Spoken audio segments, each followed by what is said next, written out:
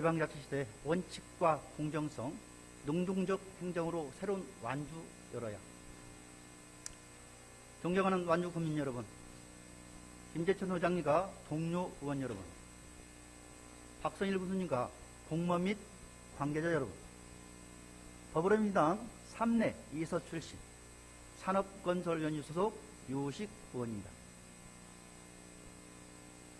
한 시대를 투로하고 새로운 시대를 맞이하는 시점에서 본 의원은 오늘 지난 4년 후 의정활동을 수행하는 동안 집행부에 요구했던 사안들과 더불어 앞으로도 완주군의 미래를 적극 그려주시길 당부하고자 이 자리에 섰습니다. 첫째, 원칙과 신뢰, 공정성은 군정 운영의 제1원칙이어야 합니다. 지난 2020년 11월 제256회 2차 정례에서 본 의원은 법이 정한 산지복구 설계 기준을 준수하지 않은 호남 충청권 최대 규모 공원묘지인 호정공원 조성 절차상의 문제점을 지적하는 군정 질문을 실시하였습니다.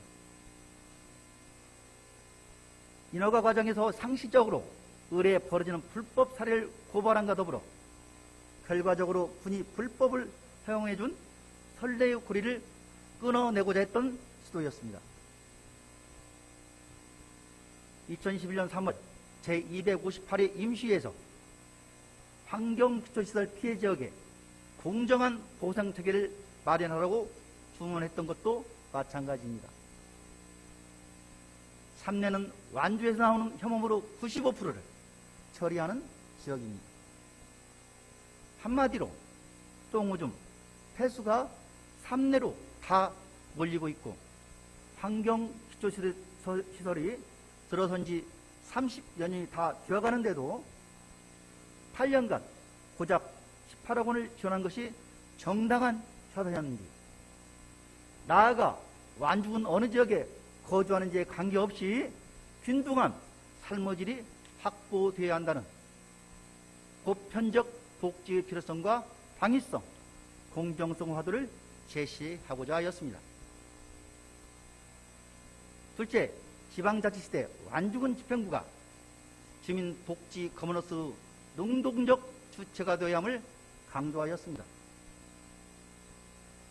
상가면에 있는 군립치매요양병원, 아름다운 노인 전문병원은 43억이라는 막대한 군예산이 들어간 군립병원인데도 군민 이용률이 낮을 뿐만 아니라 완주 구민을 위한 혜택이 전무한 상황이었습니다. 행정사무감사와 업무보고를 통해 변경 호라를 주문했지만 묵묵부담인 상황에서 군의 공유재산 관리 후 소홀함을 지적하고 효율성이 없다면 매각까지 거래하라고 압박한 결과 군민을 위한 지원 대책이 마련되는 계기가 되었습니다. 지난 9월 제260회 임시회에서 완주형 공공보육 교육 시스템 구축을 요구한 것도 같은 일환으로 추진한 것입니다. 지방소멸화가 현실화되고 있는 상황에서 본 의원은 더는 중앙과 정부 노드맨만 따라가는 것은 의미가 없다.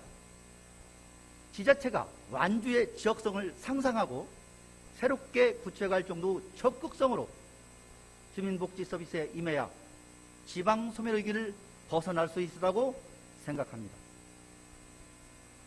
셋째, 혁신적이고 지속가능한 완주형 복지체계 구축이 필요한 시기입니다. 3내 우상마을 도시가스 설치권을 예로 들어보겠습니다. 우상마을에 도시가스를 공급하는데 가장 큰 걸림돌은